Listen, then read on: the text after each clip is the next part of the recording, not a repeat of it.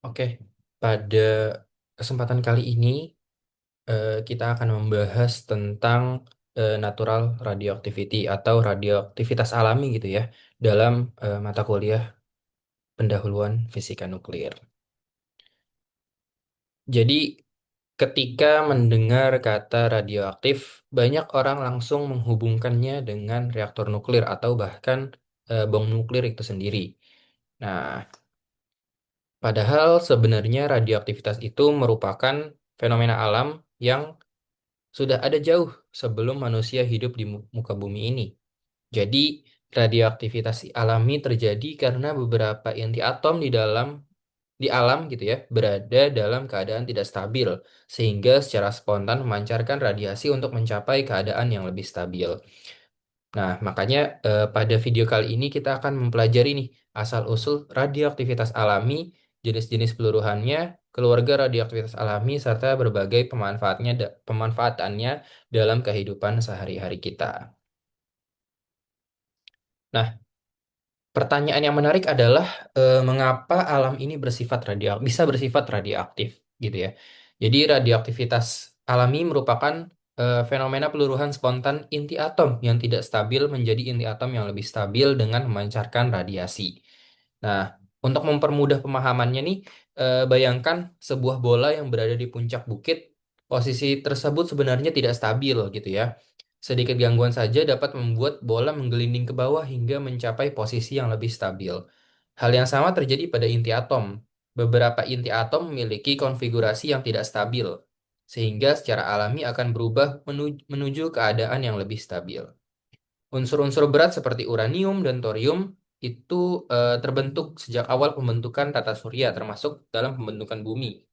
Jadi sebagian telah meluruh menjadi unsur stabil, tetapi sebagian masih ada hingga sekarang karena memiliki waktu paruh yang sangat panjang.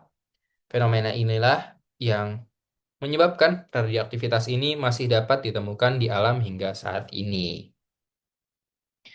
Nah, jadi bagaimana sih perjalanannya gitu ya? Bagaimana perjalanan dari radioaktivitas alami ini yang ada di muka bumi?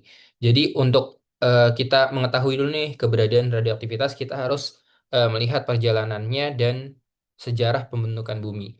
Nah, jadi bumi ini kan terbentuk sekitar kurang lebih 4,5 miliar tahun yang lalu gitu ya. Nah, jadi ketika bumi ini terbentuk, unsur-unsur radioaktif seperti uranium dan thorium itu sudah menjadi bagian dari material penyusunnya. Nah, selama miliaran tahun, unsur-unsur tersebut terus mengalami peluruhan. Namun, ini tidak semua unsur radioaktivitas itu habis meluruh gitu ya. Beberapa isotop memiliki waktu separuh yang sangat panjang, bahkan bisa mencapai miliaran tahun. Karena itulah, hingga saat ini kita masih dapat menemukan uranium, thorium, dan unsur radioaktif alami lainnya di batuan-batuan, di tanah, maupun mineral yang terdapat di bumi ini. Nah, selanjutnya adalah kita mengenal nih, kita harus tahu dulu apa itu natural radioactivity atau radioaktivitas alami. Jadi, natural radioactivity ini adalah proses peluruhan spontan inti atom yang tidak stabil tanpa campur tangan manusia untuk mencapai keadaan yang lebih stabil. Nah, ada beberapa karakteristiknya nih, beberapa karakteristik penting dari radioaktivitas alami ini. Yang pertama ialah terjadi secara alami. Yang kedua, bersifat acak atau random. Jadi kita tidak dapat nih mengetahui kapan satu atom tertentu akan meluruh. Yang ketiga, tidak memerlukan energi dari luar. Keempat, menghasilkan radiasi. Jadi sebagai analoginya nih, bayangkan sebuah kursi yang salah satu kakinya itu lebih pendek dibandingkan kaki-kaki kursi yang lain gitu ya. Nah, kursi tersebut tidak seimbang dan akan berusaha mencapai posisi yang lebih stabil. Nah, inti atom ini juga tidak stabil. Untuk mencapai suatu kestabilannya, inti akan melepaskan energi atau partikel dalam bentuk radiasi itu sendiri. Nah, selanjutnya ialah konsep dari kestabilan inti. Nah, pertanyaannya lagi, mengapa inti ini bisa tidak stabil gitu ya? Nah, jadi inti atom itu tersusun atas proton dan neutron. Jadi proton memiliki muatan positif sehingga saling tolak-menolak. Nah, inti pada inti ringan gitu ya, gaya nuklir kuat mampu mengatasi gaya tolak menolak tersebut. Namun pada inti yang sangat berat seperti uranium atau thorium nih, jumlah proton menjadi sangat banyak sehingga gaya tolak menolak listrik menjadi semakin besar. Akibatnya inti menjadi kurang stabil. Selain itu, rasio proton antara jumlah proton dan neutron juga mempengaruhi kestabilan inti. Jika rasio tersebut tidak seimbang nih, inti akan berusaha memperbaiki memperbaikinya gitu ya melalui peluruhan dari radioaktivitas. Dengan kata lain, radioaktivitas ini merupakan cara alam untuk membuat inti tidak stabil ini diubah menjadi lebih stabil gitu ya.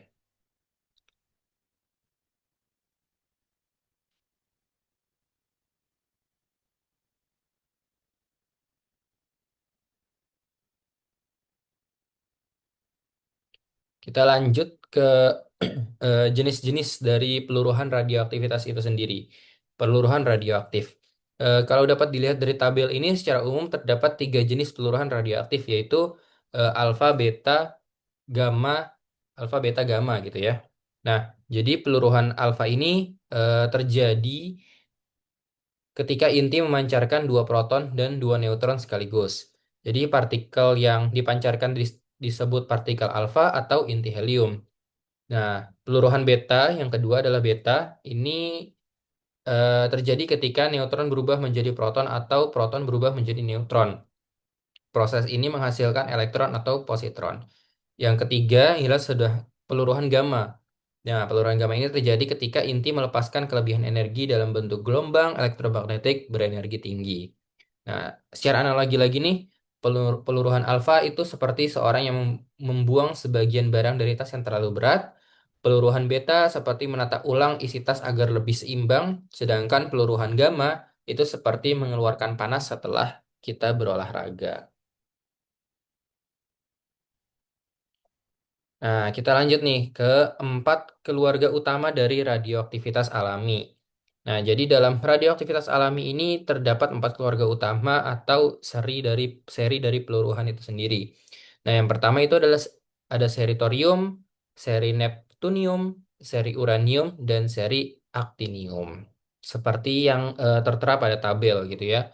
Nah, keempat seri tersebut dinyatakan dalam bentuk 4N, 4N+1, 4N+2, dan 4N+3. Kenapa sih demikian gitu ya? Jadi karena setiap peluruhan alfa mengurangi nomor massa sebesar 4, sedangkan peluruhan beta tidak mengubah nomor massa itu sendiri. Nah, dari keempat seri tersebut, thorium 232, uranium 238, dan uranium 235 masih ditemukan secara alami karena waktu paruh yang sangat panjang. Sedangkan neptunium 237 hampir tidak ditemukan secara alami karena sebagian besar telah meluruh sejak pembentukan bumi. Semua rantai peluruhan ini akhirnya berakhir pada inti yang stabil yaitu isotop timbal atau yang biasa kita sebut bismut gitu ya. Nah, seperti pada tulisan ini jadi angka 4N, 4N+1, 4N+2, dan 4N+3 menunjukkan pola nomor massa inti dalam setiap rantai peluruhan. Hal ini terjadi karena peluruhan alfa mengurangi nomor massa sebesar 4 seperti yang tadi sudah dijelaskan, sedangkan peluruhan beta ini tidak mengubah nomor massa. Nah, jadi dari nomor massa dari seri tersebut ini tadi sudah disebutkan thorium 232, uranium 238, dan uranium 235 ini masih ditemukan secara alami karena memiliki waktu paruh yang sangat panjang. Nah, semua rantai peluruhan ini pada akhirnya berakhir pada inti yang stabil yaitu isotop timbal atau dalam lambangnya itu Pb atau bismut atau Bi. Sehingga proses radioaktif ini berhenti. Nah, kita masuk ke contoh yaitu yang dibahas adalah thorium gitu ya.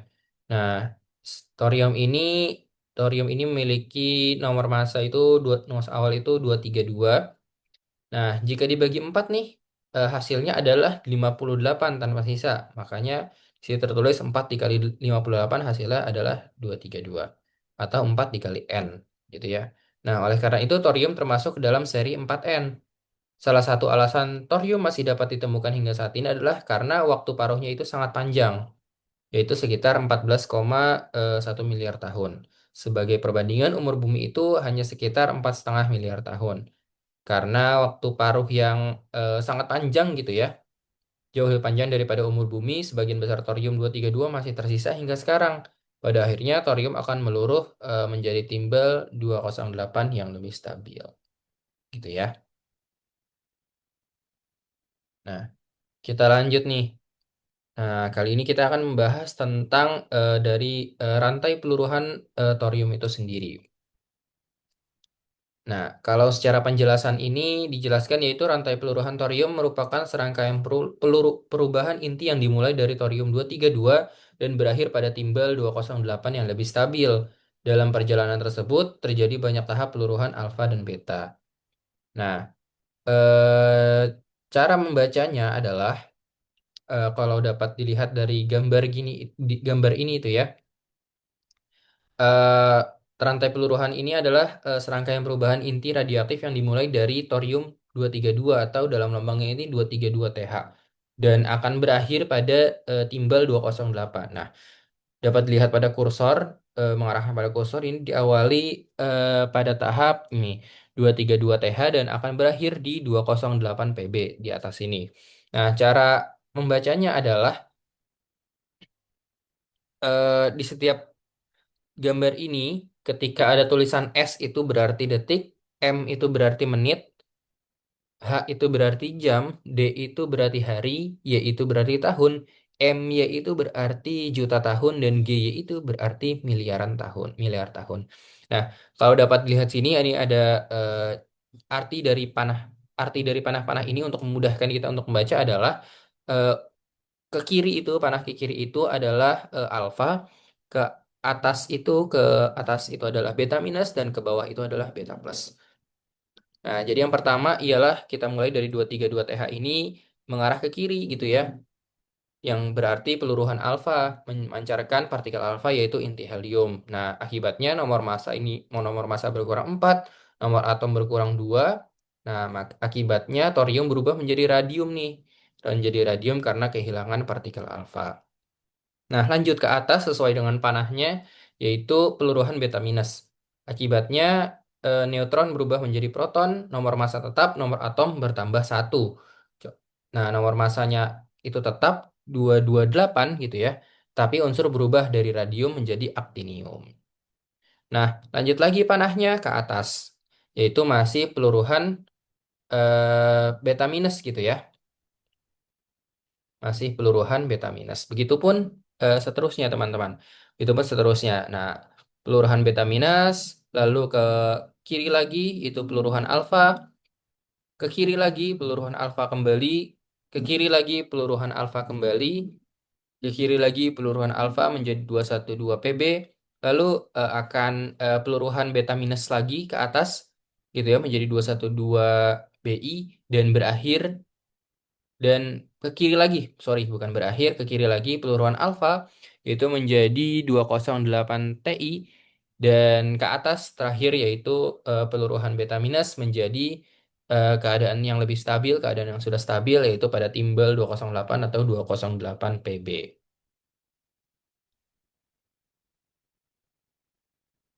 Nah, jadi thorium ini tuh banyak gitu, perjalanannya panjang, tidak langsung berubah menjadi timbal 208.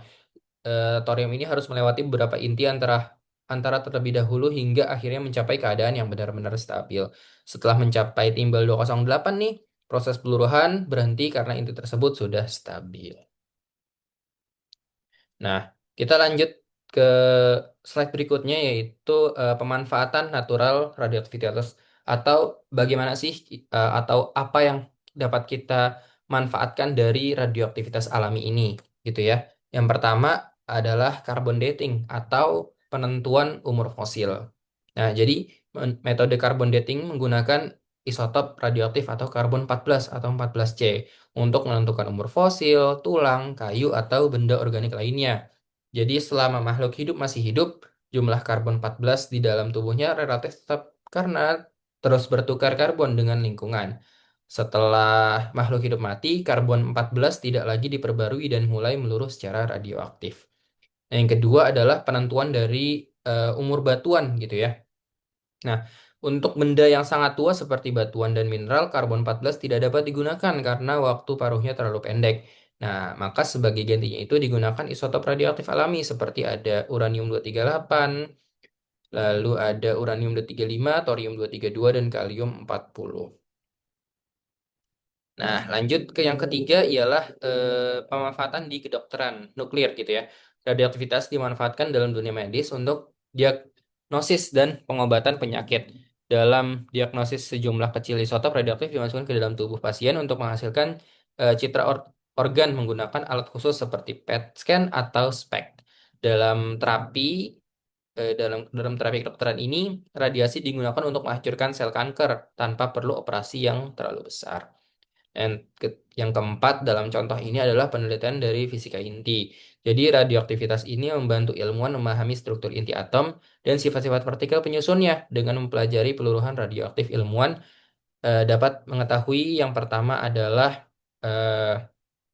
yang pertama itu bisa untuk mengetahui struktur inti atom, energi ikat inti, sifat neutron dan proton, integrasi gaya nuklir. Penelitian ini menjadi dasar perkembangan fisika modern dan teknologi nuklir itu sendiri.